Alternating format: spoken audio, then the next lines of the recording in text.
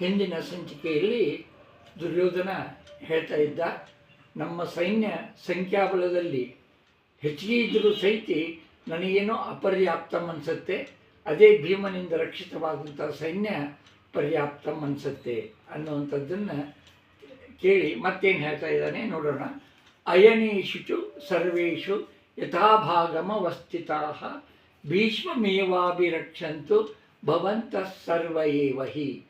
ಅವಾಗ ಹೇಳ್ತಾ ಇದ್ದಾನೆ ತಮ್ಮ ಎಲ್ಲ ಸೈನ್ಯದ ಮುಖಂಡರಿಗೆ, ನೀವು ಭೀಷ್ಮರನ್ನು ಸುತ್ತುವರೆದು ನಿಮ್ಮ ನಿಮ್ಮ ಜಾಗಗಳಲ್ಲಿ ರೆಡಿಯಾಗಿ ನಿಂತು ಅವರನ್ನ ರಕ್ಷಣೆ ಮಾಡಿ, ಅವ್ರನ್ನ ರಕ್ಷಿಸಿ. ಅವ್ರನ್ನೇ ನೀವು ರಕ್ಷಿಸ್ತಾನ, ಅವರು ಇಚ್ಛಾಮರಣಿಗಳವರು ಭೀಷ್ಮರು. ಇದನ್ನು ಗಮನಿಸಿದಂಥ ಭೀಷ್ಮರು ದೊಡ್ಡದಾದ ಸಿಂಹನಾದವನ್ನು ಮಾಡಿ ತಮ್ಮ ಶಂಖವನ್ನು ಊದಿದರು ಅನ್ನುವಂಥದ್ದು ಈ ಶ್ಲೋಕದಲ್ಲಿ ಕಂಡುಬರುತ್ತೆ. ತಸ್ಯ ಸಂಜನ ಎನ್ಹರ್ಷಂ ಕುರು ವೃದ್ಧ ಪಿತಾಮಹ ಸಿಂಹನಾದೌ ವಿನದ್ದೋಚೈ ಶಂಖೌ ದದ್ಮೌ ಪ್ರತಾಪವಾನ್.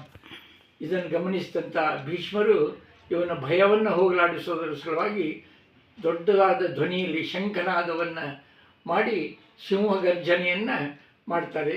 ಅವರು ಸಿಂಹಗರ್ಜನೆಯನ್ನು ಮಾಡಿದ ತಕ್ಷಣವೇ ಮತ್ತೇನಾಗುತ್ತೆ, ಇನ್ನು ಉಳಿದವರೆಲ್ಲರೂ ತಮ್ಮ ತಮ್ಮ ಶಂಖಗಳನ್ನು ಊದ್ತಾರೆ. ಅಲ್ಲೇ ಒಂದು ಥರ ಎಲ್ಲವೂ ಶಬ್ದಗಳು, ತತಃ ಶಂಕಾಶ್ಚ ಭೇದ್ಯಶ್ಚ ಪ್ರಣವಾನಕ ಗೋಮುಖಾ ಸಹಸೈವಾಭ್ಯಹನ್ಯಂತಹ ಸಶಬ್ದಸ್ತು ಮುಲೋ ಭವತು.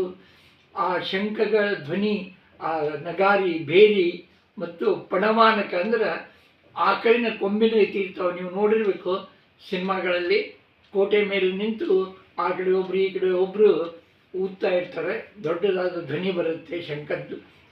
ಅದರಿಂದ ಒಂದು ಥರದ ಧ್ವನಿ. ಈ ಧ್ವನಿ ಬಹಳ ದೂರದ ಮಟನೂ ಕೇಳಿಸ್ತಾ ಇತ್ತು, ಭಯಾನಕವಾಗಿತ್ತು.